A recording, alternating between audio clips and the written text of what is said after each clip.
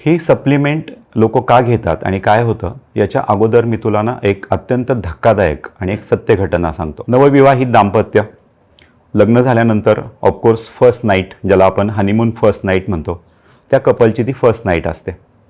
सुरुवात होते, रोमांस होतो, इंटरकोर्स पण होतो.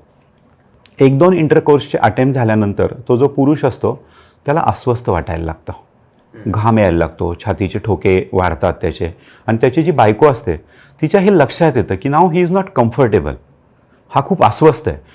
तर ती त्याला पाणी देते प्यायला, पाठीवरून हात फिरवते वगैरे, परंतु त्याची अस्वस्थता वाढत जाते. मग ऑफकोर्स ती घाबरते आणि घरातल्या लोकांना बोलवून घेते.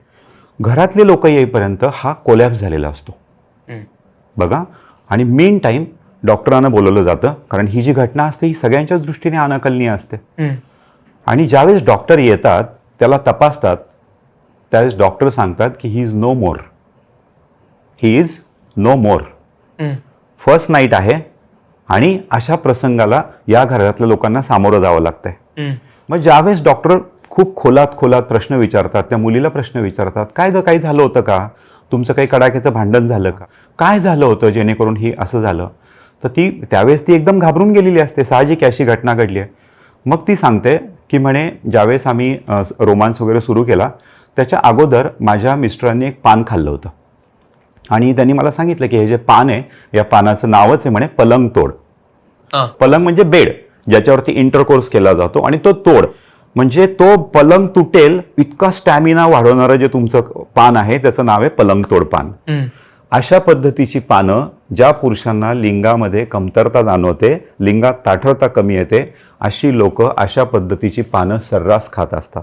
आणि ही जी पानं असतात याच्यामध्ये सिल्डेनाफिल, टॅडॅलाफिल किंवा कित्येक वेळा आफू, गांजा याची अधिक मात्रा त्याच्यामध्ये टाकलेली असते. आणि त्याच्यामुळं एक गोष्ट म्हणजे त्याच्यामुळं परिणाम काय होतो तर त्यांच्या लिंगात नक्कीच ताठरता येते. कारण शेवटी असं आहे, काहीतरी होत असतं म्हणून लोक वापरतात ना. विषाची परीक्षा विष असून पण लोक घेत असतात, त्यामुळे लिंगात ताठरता येते. पण ही जी औषधं याच्यामध्ये वापरली जातात याचे अत्यंत गंभीर दुष्परिणाम पुस्तकांमध्ये दिलेले आहेत.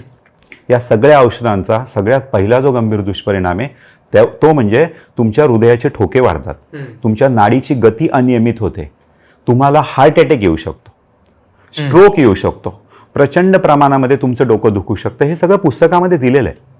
आणि विशेष म्हणजे ज्या लोकांना हार्टच्या प्रॉब्लेमसाठी सॉर्बिट्रेटसारखी औषधं चालू असतात त्या लोकांनी जर ही औषधं घेतली, सिल्डेनाफिल किंवा टॅडॅनाफिल, तर त्यांचं बीपी सडनली ड्रॉप होऊ शकतं, कमी होऊ शकतं, मेडिकल इमर्जन्सी उद्भवू शकते आणि साक्षात त्यांचा मृत्यू होऊ शकतो.